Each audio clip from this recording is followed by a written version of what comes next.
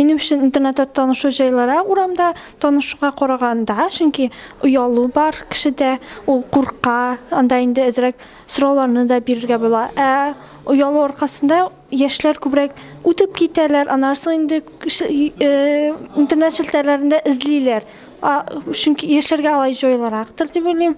Элекке заманда интернетлар булмаган аркасында кешеләр урамда танышкан, ләкин хәзер электроника вакыты, гаджетлар, шуңа күрә күбрәк шул интернетта танышу активрак инде. Моның куркыныч яклары да бар.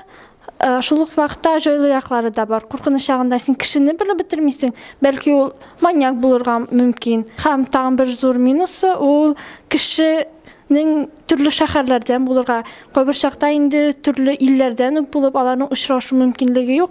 Инде депрессивный состояниегә да кирип китәргә мөмкин. Мәсәлән, минем дустым, мин аның белән танышканда, ул чит илнеке булып чыкты. Хәзер безнең күрешергә мөмкинлек юк.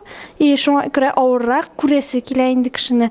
Казанда булсак, мәсәлән, без аның белән инде күптән күрешер идек, йөришер идек. Шын аралашып булыр инде. Булай кызганыч. Шул интернет язышы белән генә шикләнәбез. Я противник подобных знакомств.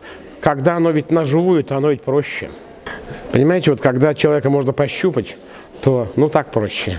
А когда на расстоянии, ну я не знаю, но опять-таки, может быть, это субъективно, но это мое, как бы, это мое личное мнение.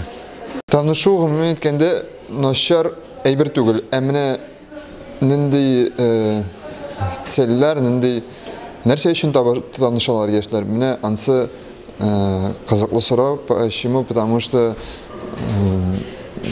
төрле кешеләрнең төрле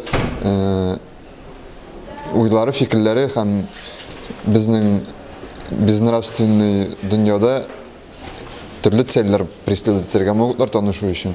Шуңа күрә моның бер ягында куркынычлыгы да бар, икенче яктан караганда танышлар барыбер әйбәт инде.